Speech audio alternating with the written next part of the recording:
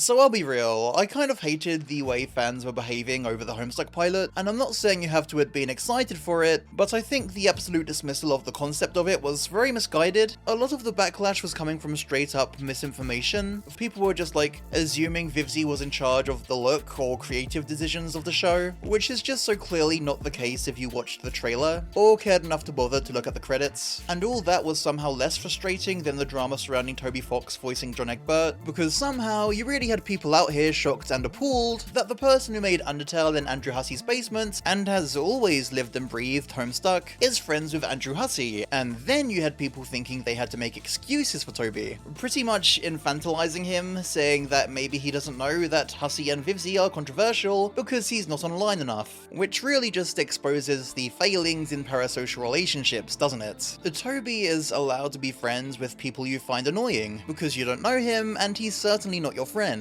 and if you can't handle that, you certainly shouldn't be his fan. Less egregiously, I think a lot of people were expecting the wrong thing out of this pilot. Turning the comic into a show would definitely mean condensing some things, like pestalogs, and the rate at which beats of the story happen in general, and worrying that stuff like characterization, world building, and even certain jokes and quotes might be cut out is a valid concern, but you have to consider this was never going to be Homestuck 1-to-1, and it could have only ever have been an abridged version of Homestuck. This gives it 3 goals: to feel like Homestuck, for the characters to feel like the characters, and to be interesting and fun enough to warrant existing. And all this pilot really needed to accomplish was to give us a taste of what the series might be like, not necessarily retell the first act. It's a proof of concept, not an episode. So the question is, does the series seem like it will succeed at any of these goals? So I think it actually does do a good job of taking advantage of the medium. Exhibit A being the pestalogs, which I found really fun and stylish. A lot of Homestuck is just dialogue, and it's probably important to have fun things happen during the dialogue to warrant it being animated. The way the split screen is done is also a really clever way to utilize the fourth wall. And I mean, how adorable are some of these drawings? Exhibit B is the strife. I think taking it from this small-scale rumble to a massive anime battle really demonstrated how an animated series could actually enhance Homestuck in ways. That said, in making this battle so hype moments and aura, it loses the more comical tone the original was going for. Overall though, I'd say it's a worthwhile trade-off, especially seeing as it's not the worst example of what Homestuck would become later on. I can't even begin to imagine how awesome the bro strife is gonna be. Toby as John was an inspired choice. Postmaster General himself will feel the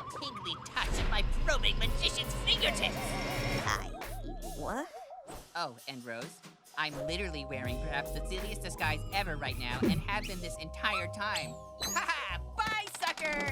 And I do think this pilot is a labour of love, with all the little details interwoven into it, and the teasing of what's to come at the end. Not to mention, the prospect of a Homestuck comeback in current year is very exciting to me. However, that's nearly almost all the praise I have to give. Although the pilot didn't have to perfectly tell the story, unfortunately, as I see it, it tried to stuff too many character introductions in at once, and under-elaborated on what was happening, or why we should care. The sweeping problem across all characters, sans Jade, who appears as seldomly in the comics as she does here at this point, is that in the comics, we learn about them individually and intimately. We learn all of their likes and dislikes, their hang-ups with their respective guardians, and just their personalities in general. If I were new to Homestuck, I think I'd struggle to form any sort of opinion on these people. At this point in the story, the majority of the focus should be on John, which isn't to say he was misrepresented here. On the contrary, of all the kids, I think his characterization was the most accurate. It's just that with the pilot having him constantly share his screen time, I don't think he gets to shine as much as he should have. Now obviously, as I'd stated earlier, the point of any pilot is to function as a pitch to showcase what the series is offering, not necessarily to properly introduce everything. This was clearly the case here. That said, if you want to showcase the plot and characters in a way that sells them, the very beginning of Homestuck, unfortunately, is going to set up expectations, and isn't even necessarily the best moment for the pilot to have taken place. If it had to choose this moment, then it would have been a good idea to have slowed things down a bit to explain what was happening, and better introduce John. And this is before John even launches Spurb. It's not like there was too much story to condense here. In fact, I think a lot of these problems could have been solved if we started where John and Rose started actually playing the game. One of the most compelling parts of early Homestuck is getting to learn about Spurb and all its mechanics. Not only is it mysterious and quirky, a lot of the humour comes from the kids trying to figure things out about it. Speaking of which, The kids being in immediate peril and trying to survive the end of the world gives what they're doing a sense of purpose and stakes. The pilot is just very aimless, and although I had a pretty fun time overall, if I were new to Homestuck, I don't know if it would be very gripping to me. Again, especially because it's so under-elaborated. I actually found the kids' banter in the pilot to be quite solid, but the interactions they have while navigating Spurb together just do a better job of showing off their dynamics.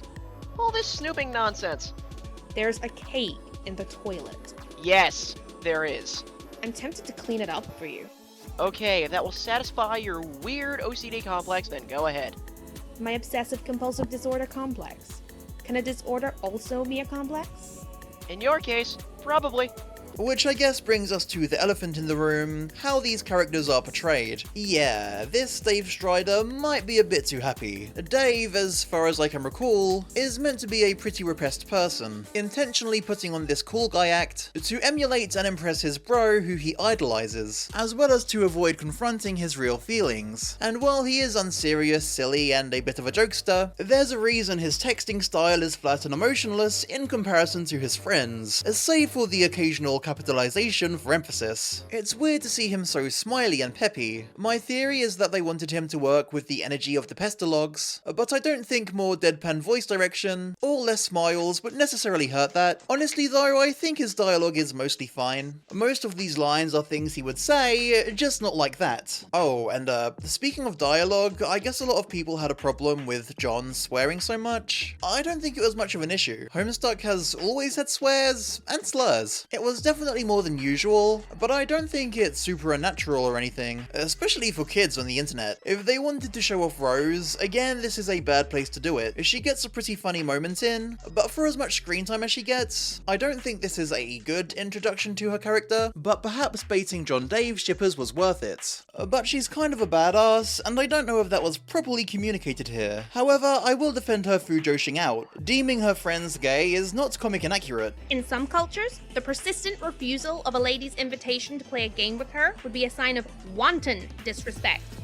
Either that or flagrant homosexuality. Overall, I don't think these characters are done as dirty as people are making out, but I do get why people are upset. Really though, all of this can be remedied by giving them more screen time, which, let's be real, was always going to be hard for half an episode to achieve. And honestly, I do think the pilot manages to get the gist of the nuance in these characters' personalities across for the most part, at least for the material it covers. John is dorky, but not a loser. Dave is a troll, but clearly cares more than he lets on. Rose is sensible but silly. And Jade is very cute. In retrospect, maybe Jade was secretly done the dirtiest, just by virtue of not getting to show off anything other than her enthusiastic side. Even if she wasn't mischaracterized outright, it's easy to point all the scruples out and see it as being unfaithful. But I do think that's being a bit uncharitable. So the very important question remains, does it feel like Homestuck? This is a very vibes-based question, but in my opinion, I think it does for sure, at least where it counts. Unfortunately, it was never going to be as verbose as the original, which is a massive part of Homestuck's identity and Hussie's writing in general, but in the areas faithful translation to an animated series format was possible, I think it manages to clutch it. A lot of Hussie's distinctive art style remains in the look of the pilot. Its attempts at humour, to me,